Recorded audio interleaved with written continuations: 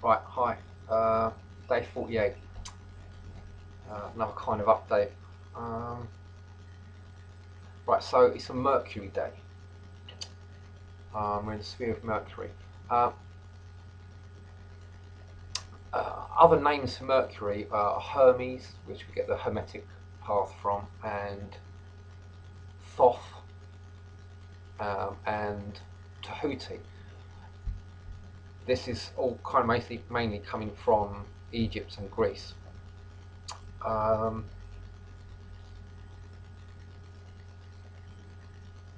okay, so Tahuti or Thoth is symbolised. His sort of like image is of a crane or a heron. I'm not sure if it's a crane or a heron, but it's one of those sort of fishing birds.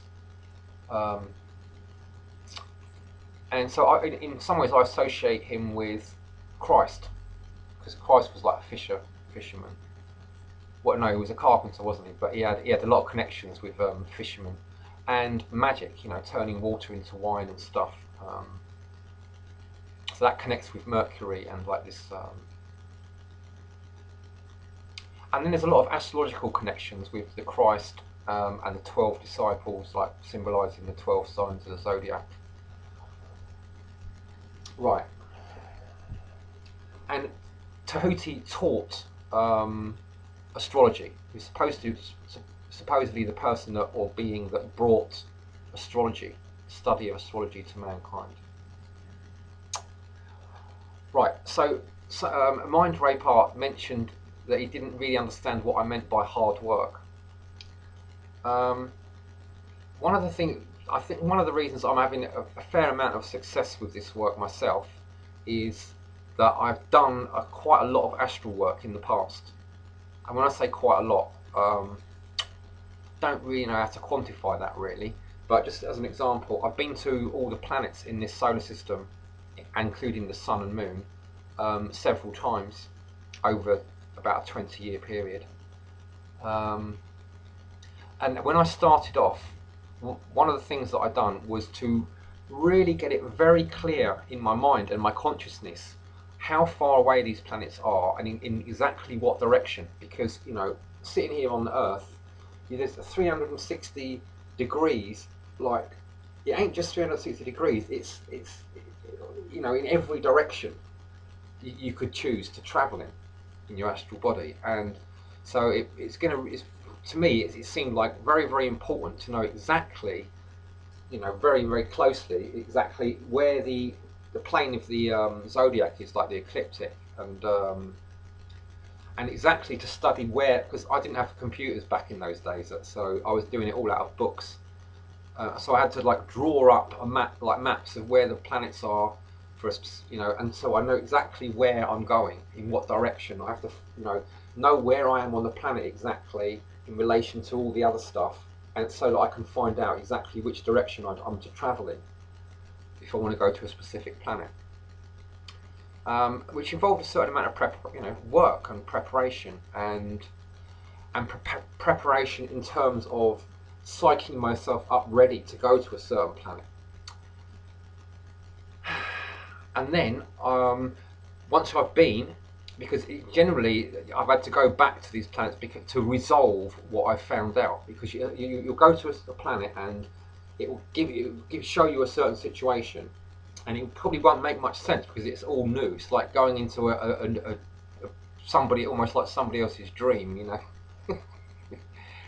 um, so there's a certain amount of like having to remember it and go back through it all in your mind over a period of months or years until you can, and then maybe go back when you've figured out like what you're going to do and how to resolve it. Like, because they're kind of like initiations. Another aspect of it that I found, um, I've come to the conclusion about, is that when you do this, you're finding out a lot of information about your horoscope. Technically, I suppose you could just do your horoscope and do a lot of work on your horoscope and cover all the different planets like that, and you'd probably end up with a similar amount of information. Though going to the planets, to me, it serves more than one purpose. It's not just about going and finding out some knowledge. It's also about doing astral work and getting practicing, like, and developing your astral body and your ability to travel on the astral planes. So that's one of the things I mean by hard work. Also, like having a knowledge about the various gods of the planets and their attributes and the things that they've done and stuff in various mythologies, and that all helps to understand with these beings when you go to the planets. Although very often, for me anyway, and it's going to depend on your horoscope. Everybody's going to be unique, and your experiences are going to be unique when you go there. Right, where was I going with that?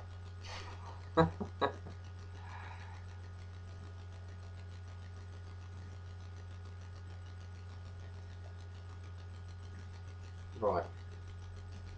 Oh, well, there's other things anyway. Looking at the tree, like the basic tree of life with its tarot, stroke, astrology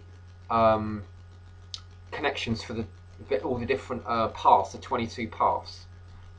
Each you've got all the planets there. I mean, you can add Uranus, Neptune, and Pluto as the Fool, the Hanged Man, and the Judgment card.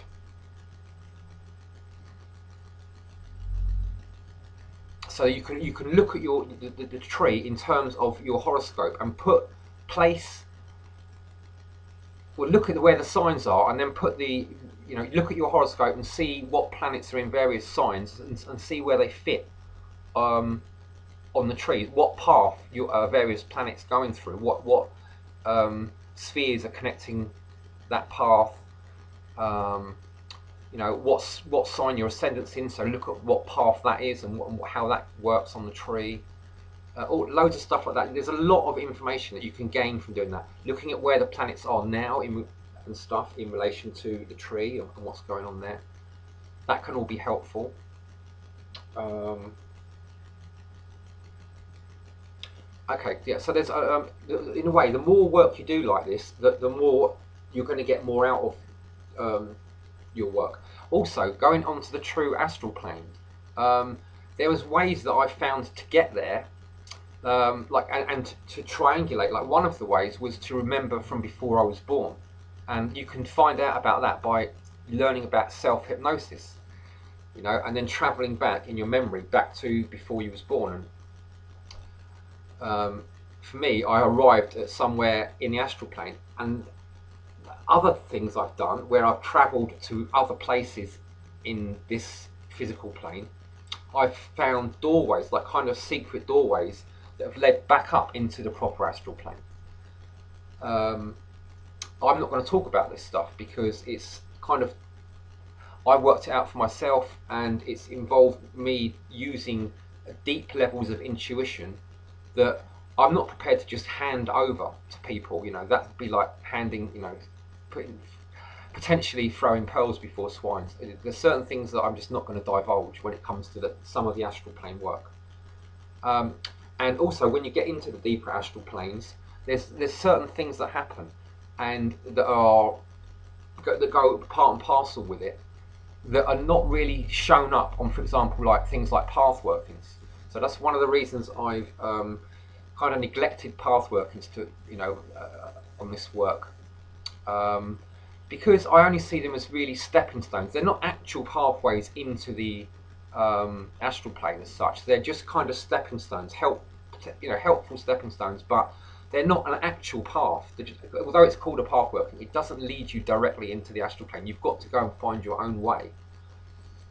So that's one of the things I mean by hard work as well. So there's quite a lot of other aspects to it that's what I mean by hard work. So I hope that kind of helps.